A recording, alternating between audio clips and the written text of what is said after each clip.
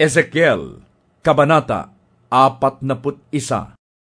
Pagkatapos, ipinasok ako ng lalaking iyon sa dakong kabanal-banalan. Sinukat niya ang daanan nito.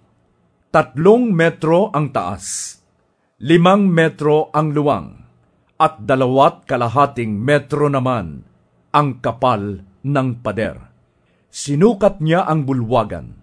Ang haba nito ay 20 metro at 10 metro ang luwang. Pumasok siya sa huling silid. Sinukat niya ang daanan nito. Ang taas nito ay 1 metro, 3 metro ang luwang, at ang kapal ng pader ay 3.5 metro. Sinukat niya ang bulwagan. Ang luwang nito ay 10 metro, gayon din ang haba. Sinabi niya sa akin, ito ang dakong kabanal-banalan. At sinukat din niya ang panloob na pader ng templo. Ang kapal nito ay 3 metro. Sa pader na ito na nakapaligid sa templo ay may sunod-sunod na mga silid na tigda 2 metro ang luwang. 3 palapag ang mga silid. Bawat palapag ay may 30 silid. Ang pader ng palapag sa itaas ay manipis kaysa nasa ibaba, pagkat sa gilid ng pader nakasalalay ang bawat palapag. Sa labas ng mga silid na ito ay may malapad na hagdanang nakadikit sa pader at siyang daanan papunta sa mga palapag.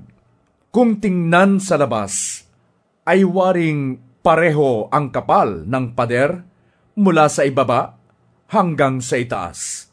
Ngunit sa loob, ang itaas na palapag ay maluwang kaysa sumusunod na palapag. Nakita kong may balkonaheng 2.5 metro sa paligid ng templo. 3 metro ang taas nito mula sa lupa at kapantay ng pundasyon ng mga silid sa gilid.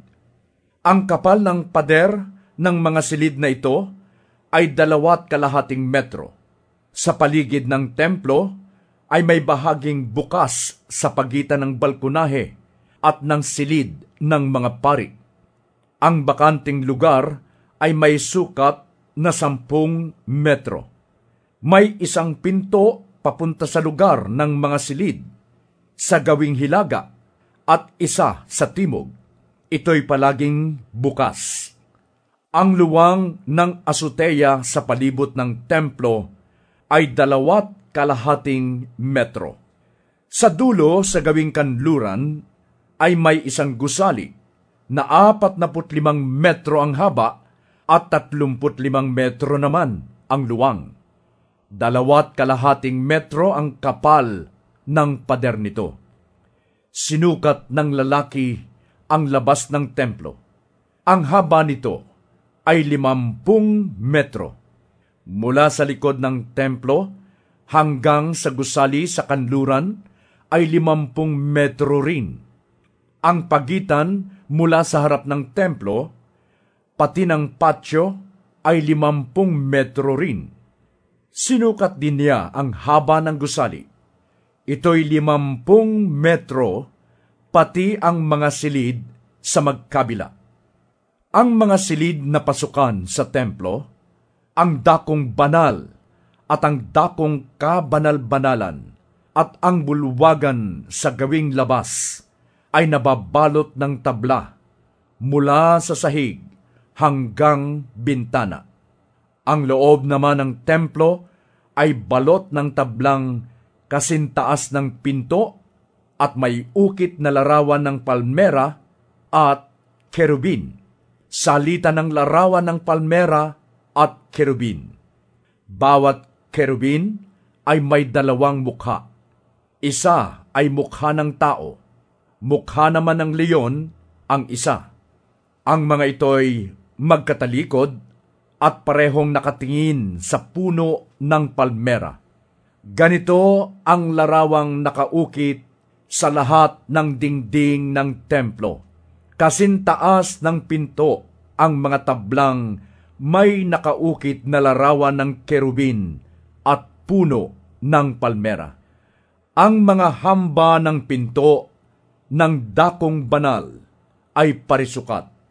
Sa harap ng dakong kabanal-banalan ay may parang altar na kahoy. Ang taas nito'y 1.5 metro, 1 metro naman ang luwang. Kahoy ang mga paa nito, gayon din ang patungan at ang dingding. Sinabi sa akin ng lalaki, iyan ang mesa sa harapan ni Yahweh. Sa magkabilang dulo ng daanan papunta sa dakong banal ay may pinto, gayon din ang papunta sa dakong kabanal-banalan. Ang mga pinto ay tigalawang paypay. Bawat paypay ay may tigalawang bisagra. Ang pinto papunta sa dakong banal ay may nakaukit ding larawan ng kerubin at puno ng palmera, tulad ng nasa dingding. May kahoy na panakip sa labas ng bulwagang pasukan. Sa bawat panig ng dakong banal ay may mga bintana at ang mga dingding ay natatakpan ng tablang may inukit na puno ng palmera.